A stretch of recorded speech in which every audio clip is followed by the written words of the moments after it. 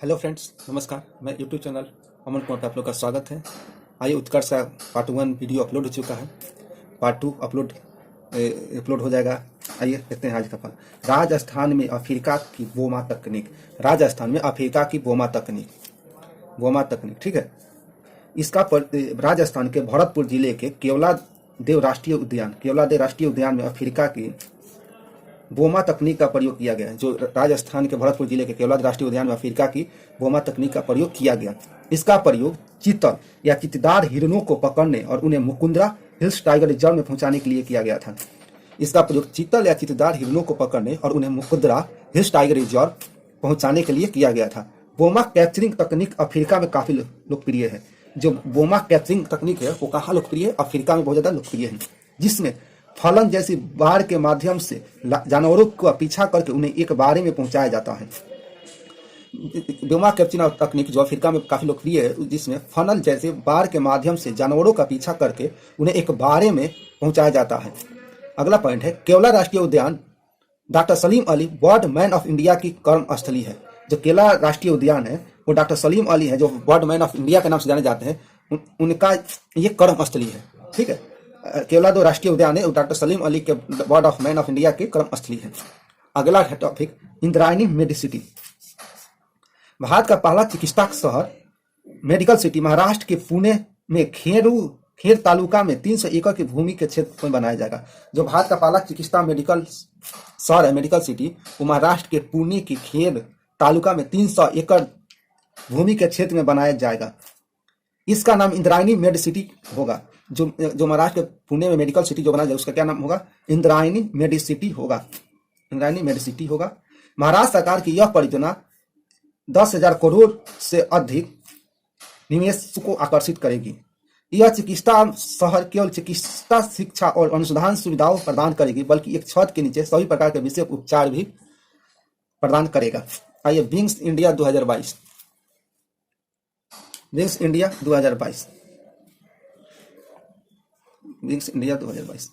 24 मार्च से 27 मार्च 2022 तक नागरिक उड्डयन मंत्रालय, भारतीय विमानपत्तन प्राधिकरण IAAI तथा भारतीय वाणिज्यिक एवं उद्योग महासंघ FICCI द्वारा संयुक्त रूप से बेगमपेट एयरपोर्ट हैदराबाद में विंग्स इंडिया 2022 का आयोजन किया गया।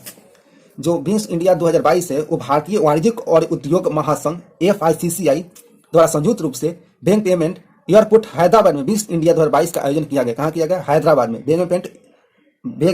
बेगमपेट एयरपोर्ट हैदराबाद में विंग्स इंडिया 2022 का आयोजन किया। किसके संयुक्त रूप से?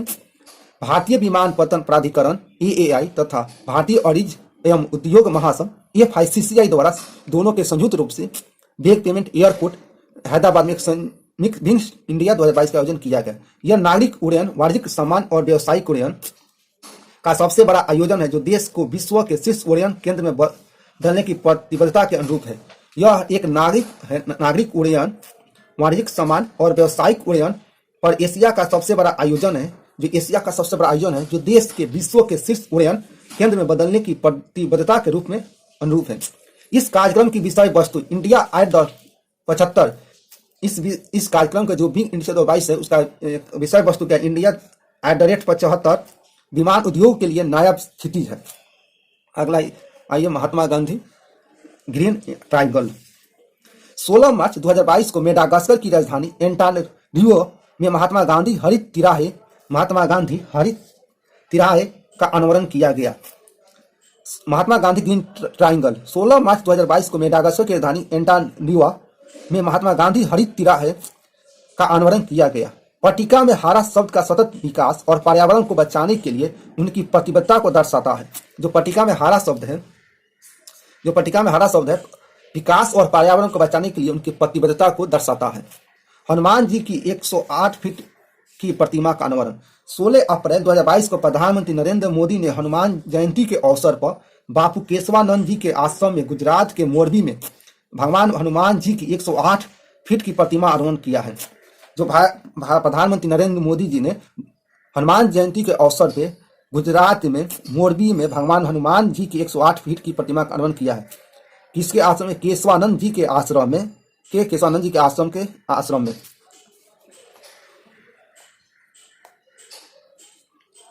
यह प्रतिमा हनुमान जी चार धाम परियोजना के तहत देश में चारों दिशाओं में बन रही चारों प्रतिमाओं में दूसरी है।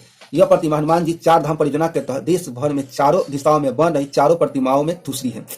हनुमान जी की पहली ऐसी भव्य प्रतिमा का उद्घाटन वर्ष 2010 में हिमाचल प्रदेश के शिमला में उत्तर में किया गया। 2010 में हनुमान जी की ऐसी प्रतिमा उद्घाटन हिमाचल प्रदेश के शिमला में के उत्तर में किया गया। मोरबी की मूर्ति पश्चिम में स्थापित की, जो मोरबी में मूर्ति था उसको पश्चिम में स्थापित की गई है।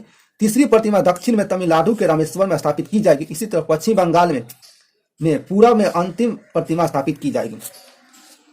जो हनुमान जी की चार धाम पर हनुमान जो चार धाम परियोजना के तहत हनुमान जी के जो देश भर में चारों दिशाओं में बनी जा रही प्रतिमा है, जो दूसरी है।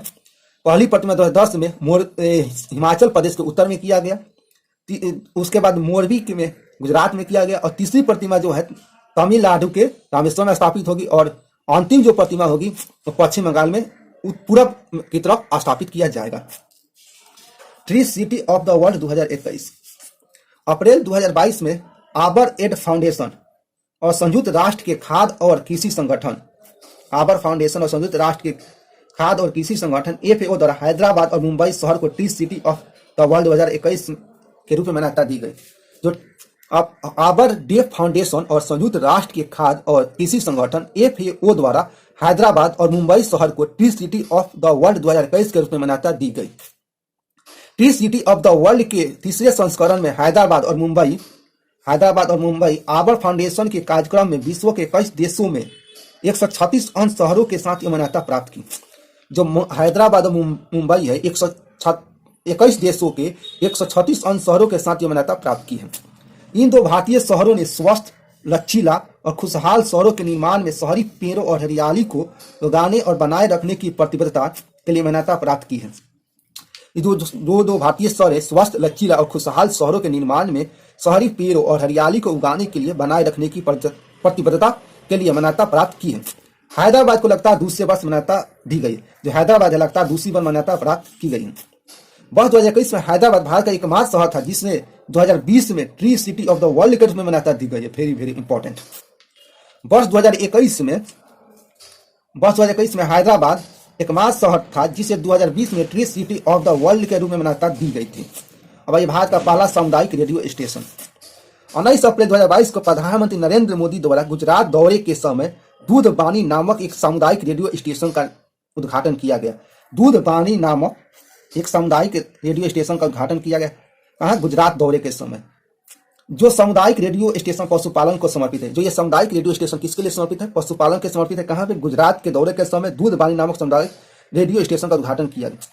बनारस डेयरी सामुदायिक रेडियो स्टेशन को बंसगाठा जिले के सहकारी दूध उत्पादक संघ द्वारा स्थापित किया गया है, जिसे बनास डेयरी के नाम से जाना जाता है।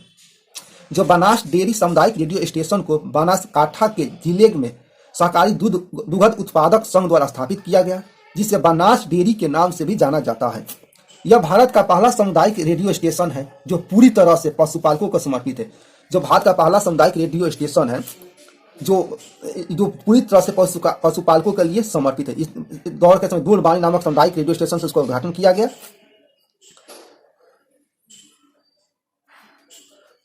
भारत की पहली कार्बन न्यूट्रल पंचायत। 24 अप्रैल 2022 को राष्ट्रीय पंचायत दिवस के अवसर पर 24 अप्रैल को मनाया जाता है। राष्ट्रीय दिवस के अवसर पर पूरी तरह से सौर ऊर्जा से संचालित होने वाली जम्मू संभाग की संभा जिले की पल्लवी पंचायत भारत की पहली कार्बन न्यूट्रल पंचायत बन गई। पंचायती राज दिवस 24 अप्रैल के दिन जम्मू के संभाग की संभा जिला की पल्ली पंचायत भारत की पहली कार्बन न्यूट्रल पंचायत बन गई है। पल्ली गांव ऊर्जा स्वराज का एक बड़ा उदाहरण है। पल्ली गांव जो है ऊर्जा स्वराज का एक बड़ा उदाहरण है। कार्बन न्यूट्रल शून्य कार्बन डाइऑक्साइड उत्सर्जन को संदर्भित करता है। कार्बन न्यूट्रल शब्द का प्रयोग ऊर्जा उत्पादन, परिवहन, उद्योग और कृषि के संदर्भ में किया जाता है। जो जम्मू का पल्ली गांव है वो ऊर्जा स्वराज के एक बड़ा उदाहरण है। कार्बन न्यूट्रल शून्य कार्बन डाइऑक्साइड उत्सर्जन को संदर्भित करता है और कार्बन न्यूट्रल का प्रयोग ऊर्जा उत्पादन और परिवहन, उद्योग और कृषि के संदर्भ में किया जाता है।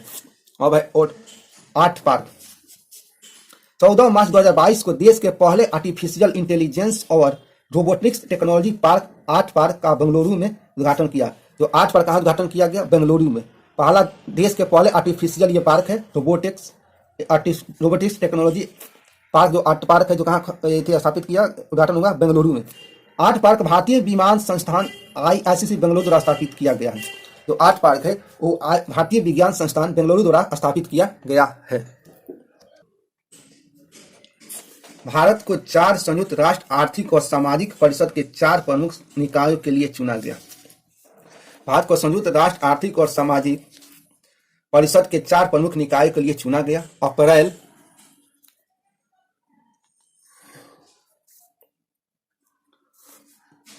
अप्रैल 2022 में भारत को संयुक्त राष्ट्र आर्थिक और सामाजिक परिषद के 4 प्रमुख निकायों के लिए चुना गया। इनमें भारत का कार्यकाल 4 वर्ष यानी 2023 से 27 तक रहेगा। यह निकाय निम्नलिखित है। यह निकाय किसके लिए? सामाजिक विकास संगठन के लिए, गैर सरकारी संगठनों की समिति, विकास के लिए विज्ञान एवं प्रौद्योगिकी आयोग, आर्थिक सामाजिक और सांस्कृतिक अधिकारों की समिति, इसके अतिरिक्त प्रीति शरण आर्थिक सामाजिक एवं सांस्कृतिक अधिकारों के लिए समिति, संयुक्त राष्ट्र में भारत के अस्थायी मिशन हेतु फिर से चुनी हुई दिसंबर 2018 में वरिष्ठ भारतीय राजनीतिक प्रीति शरण ने संयुक्त राष्ट्र की आर्थिक सामाजिक और सांस्कृतिक अधिकारियों की समिति पर एशिया प्रशांत सीट के लिए निर्विरोध चुना गया था। दिसंबर 2018 में भारतीय राजनयिक प्रीति शरण को संयुक्त राष्ट्र की आर्थिक सामाजिक और सांस्कृतिक अधिकारों की समिति पर एशिया प्रांत सीट के लिए निर्विरोध उनको चुना गया। संयुक्त राष्ट्र आर्थिक और सामाजिक परिषद में संयुक्त राष्ट्र आर्थिक और सामाजिक परिषद में कुल 54 सदस्य हैं, 54 सदस्य हैं इसमें। आइए, मानव तस्करी रोधी प्रकोष्ठ। 2 अप्रैल 2022 को राष्ट्रीय महिला आयोग ने मानव तस्करी रोधी प्रकोष्ठ की शुरुआत की। जो राष्ट्रीय महिला आयोग है 2 अप्रैल 2022 को मानव तस्करी रोधी प्रकोष्ठ की शुरुआत की है। इसका उद्देश्य मानव तस्करी मामले का प्रभावी तरीके से निपटान एवं महिला एवं लड़कियों के बीच जागरूकता बढ़ाने हेतु तस्करी रोधी इकाइयों को प्रशिक्षित कर उनकी क्षमता बढ़ाना है। जो मानव तस्करी रोधी प्रकोष्ठ शुरुआत की गई उसका मुख्य उद्देश्य यह है कि तस्करी मामलों को प्रभावी निपटान एवं महिलाओं और लड़कियों के बीच जागरूकता को बढ़ाना एवं तस्करी रोधी इकाइयों को प्रशिक्षित कर उनकी क्षमता को बढ़ाना है। इसके लिए यह क्षेत्रीय, राज्य और जिला स्तर पर पुलिस अधिकारियों एवं अभियोजकों का मानव तस्करी का मुकाबला करने हेतु परिश्रम कार्यशाला का आयोजन करेगा। जो इसके लिए क्षेत्रीय स्तर पर, राज्य और जिला स्तर पर पुलिस अधिकारियों और अभियोजकों को मानव तस्करी का मुकाबला करने हेतु प्रशिक्षण कार्यशाला का आयोजन करेगा।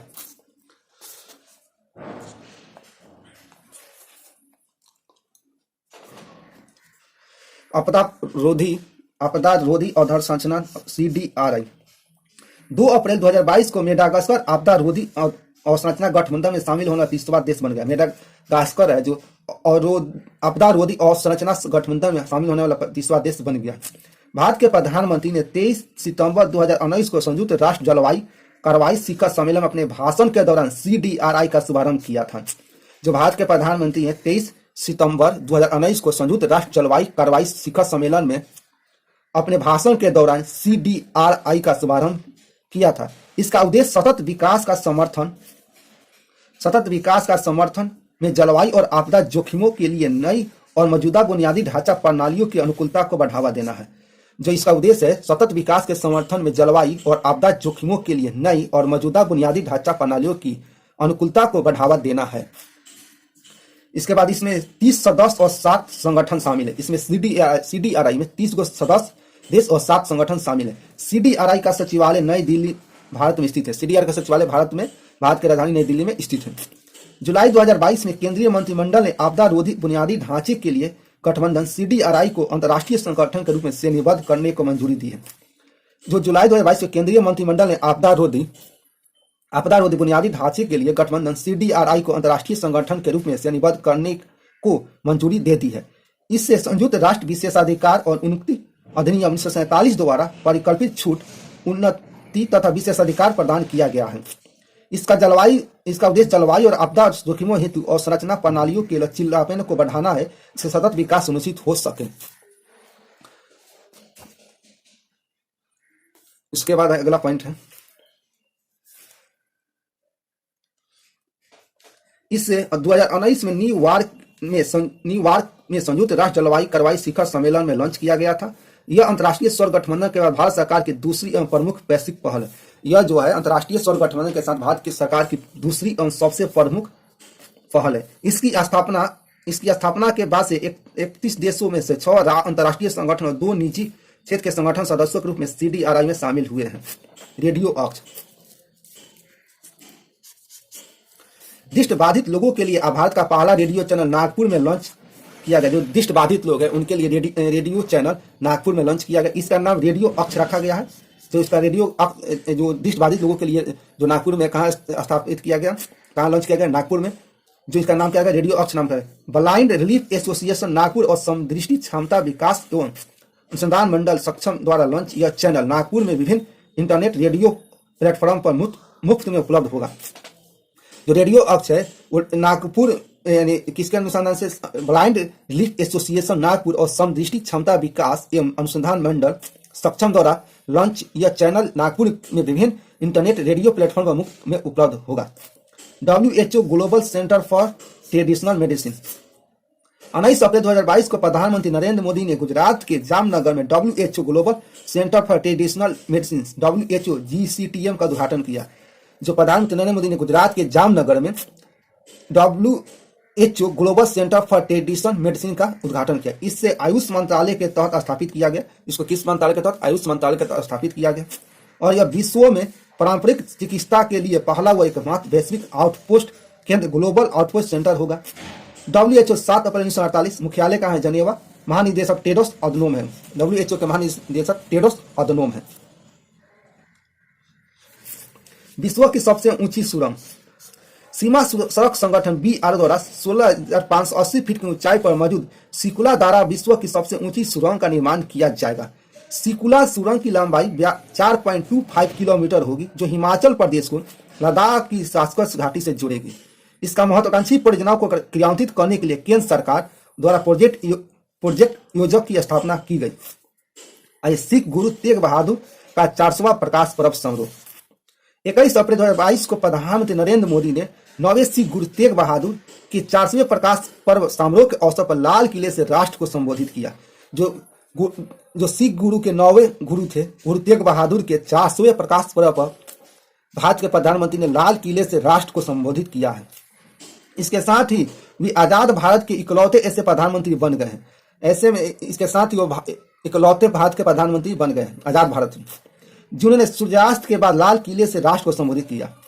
इसी किले से मुगल शासक औरंगजेब ने 1675 ईस्वी में गुरु तेग बहादुर को फांसी देने का आदेश जारी किया था और इसी वजह से लाल किले को गुरु तेग बहादुर की 400 जयंती के आयोजन का स्थल के रूप में चुना गया। जो मुगल शासक औरंगजेब ने था गुरु तेग बहादुर को 1675 ईस्वी में फांसी देने का आदेश लाल किले से ही आदेश जारी किया था। इसी वजह से लाल किले को गुरु तेग बहादुर की 400वां जयंती पर आयोजन स्थल के रूप में चुना गया। इस दौरान उन्होंने डाक टिकट और 400 रुपये का सिक्का भी जारी किया है। हिंद दी चादर गुरु तेग बहादुर, हिंद द चादर गुरु तेग बहादुर।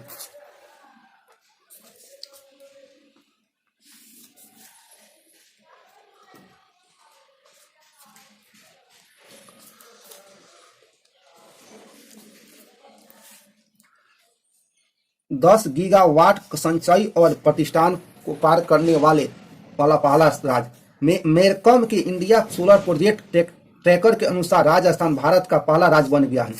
जो मेरकम के इंडिया सोलर प्रोजेक्ट ट्रैकर के अनुसार राजस्थान भारत का पहला राज्य बन गया, जिसने 10 गीगावाट के संचयी और प्रतिष्ठान को पार किया है। जो राजस्थान भारत का जो राजस्थान है, पहला राज्य भारत का जो राजस्थान वो बन गया है मेरकम के इंडिया सोलर प्रोजेक्ट के अनुसार, जो 10 गीगावाट के संचयी सौर प्रतिष्ठान को पार किया। भारत का पहला फ्लो केमिस्ट्री टेक्नोलॉजी लैब। अब